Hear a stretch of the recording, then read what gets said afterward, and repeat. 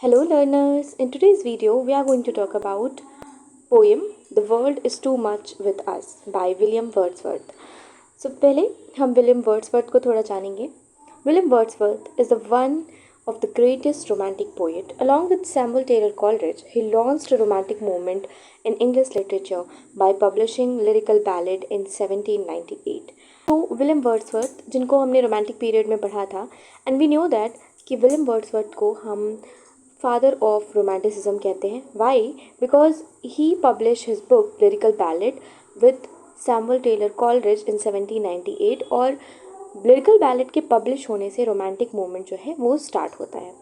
So because of that William Wordsworth को हम father of romanticism कहते हैं.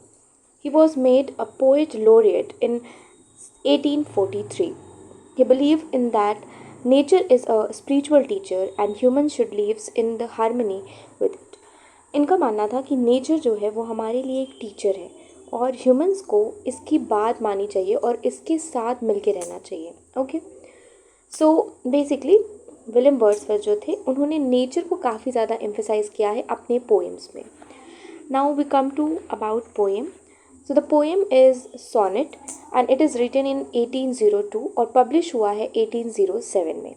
It is the part of Wordsworth protest against the materialism and industrialization in the age. क्योंकि ये poem जो है ये पूरा का पूरा नेचर के बारे में है. एंड विलियम वर्ड्सवर्थ जो थे वो ऐसे पोएट थे रोमांटिक पीरियड के जिन्होंने इंडस्ट्रियलाइजेशन और मटेरियलिज्म को काफ़ी ज़्यादा क्रिटिसाइज़ किया है और उसके अगेंस्ट चीज़ें लिखी हैं. It is written in Petrarchan Italian sonnet form. Now we come to about poem because the poem is not very long, पर हम आपको एक समरी बता देते हैं पोएम की जिससे you will get to know about what is poem is all about. People are too absorbed in worldly concern at all time, but constantly trying to earn and spend money, we waste our true spiritual and creative strength. In the first stanza, William Wordsworth ये कहते हैं कि लोग इतने ज़्यादा concern हैं जो worldly materialism में है कि लोग कंटिन्यूसली पैसे कमा रहे हैं और उसको स्पेंड कर रहे हैं और हम अपने स्पिरिचुअल और क्रिएटिव स्ट्रेंथ जो है हमारे अंदर, जो नेचुरल स्ट्रेंथ है हमारे अंदर, उसको हम वेस्ट कर रहे हैं for earning and spending money. In the second stanza he said, we see nothing in the nature and truly belonging to us because we have traded our emotion capacity for material gain, which is corrupt and worthless benefit. ये कह रहे हैं कि जो हमारा natural emotional capacity है उसको हमने मटेरियल गेन के लिए, लाइक पैसों के लिए, वेल्थ के लिए, प्रॉपर्टी के लिए हमने उसको वेस्ट कर दिया है और ऐसी चीज़ों के लिए हमने इसको वेस्ट किया है जो वर्थलेस है, जो हमारी किसी काम का नहीं है. The sea reveals itself to the moon, the winds constantly blow or calm down like sleeping flowers. Yet human do not feel harmony with such beautiful natural scene. ये कह रहे हैं कि इतनी सारी चीज़ें हमारे नेचर में हैं, इतनी सारी चीज़ें हमारे अराउंड हैं जो नेचुरली ब्यूटीफुल हैं, पर ह्यूमंस जो हैं वो उसकी वैल्यू नहीं समझते. लाइक इन्होंने एग्जांपल दिया है कि मून उसमें सी के अंदर, सी के गहराई में हमें दिखता है, एंड जो विंड है वो जब हवा चलती है तो कैसे जो फ्लावर्स होते हैं वो एकदम काम हो जाते हैं और सो जाते हैं. ठीक है, ये सारी चीज़ें जो हमारे अराउंड हैं इनको हम नोटिस नहीं करते because we are so much into materialism and industrialisation. The poet cries out in the frustration that these wonders of nature do not touch us emotionally. और इसकी वजह से पोएट जो है वो बहुत फ्रस्ट्रेटेड है कि कैसे ह्यूमन बीइंग जो है वो नेचर के ये जो वंडर्स हैं, जो नेचर की इतनी ब्यूटीफुल सीनरीज हैं, उनको देख के हम इमोशनली नेचर से कनेक्ट नहीं हो पाते. और ये जो बिहेवियर है ह्यूमन का कि हम नेचर से इमोशनली कनेक्ट नहीं हो पा रहे हैं because of industrialisation, materialism, corruption, इसकी वजह से पोएट जो है विलियम वर्ड्सवर्थ, इनको बहुत सैड फील हो रहा है, इनको बहुत बुरा लग रहा है. Wordsworth would rather be an old pagan raised in an ancient faith that people now see as outdated because pagan worshipped nature.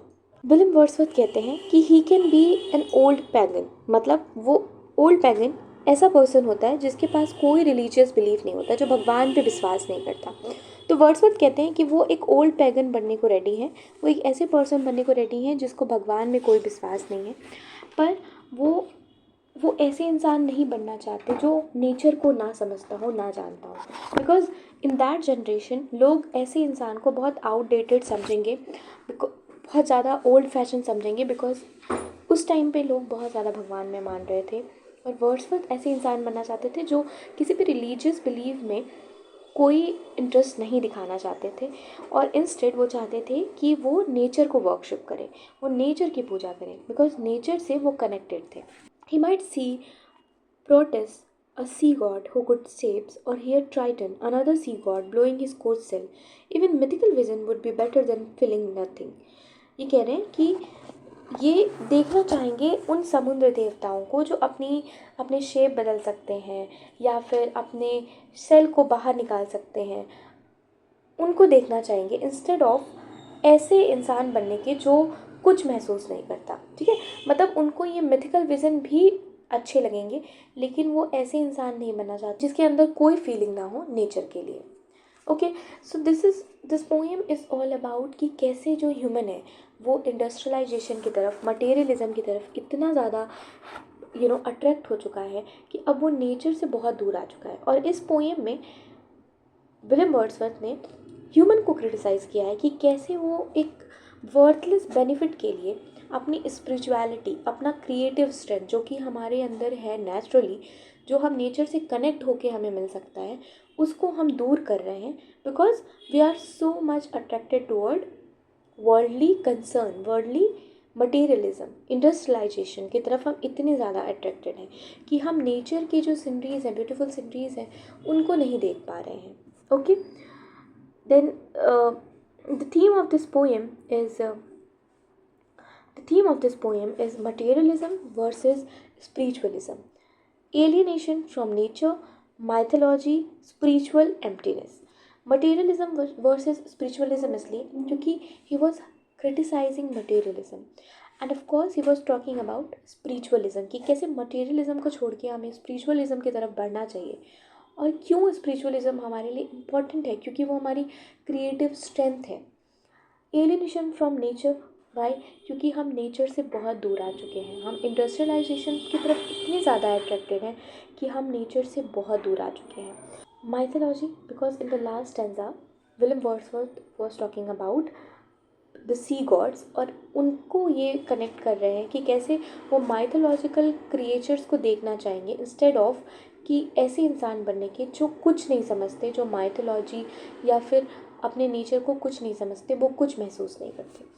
Then spiritual emptiness, he was talking about कि कैसे मटेरियलिज्म और इंडस्ट्रियलाइजेशन की तरफ हम इतना खिंच चुके हैं, इतना आगे बढ़ चुके हैं कि हमारे अंदर स्पिरिचुअलिटी बची ही नहीं है, स्पिरिचुअलिटी हमारे अंदर से ख़त्म हो चुकी है। Okay, so this poem is all about nature and it is by William Wordsworth. If you have any query about this particular topic or any other topic, you can comment below, and there is a link of my Telegram channel in the description. You can follow me there, and have a nice day.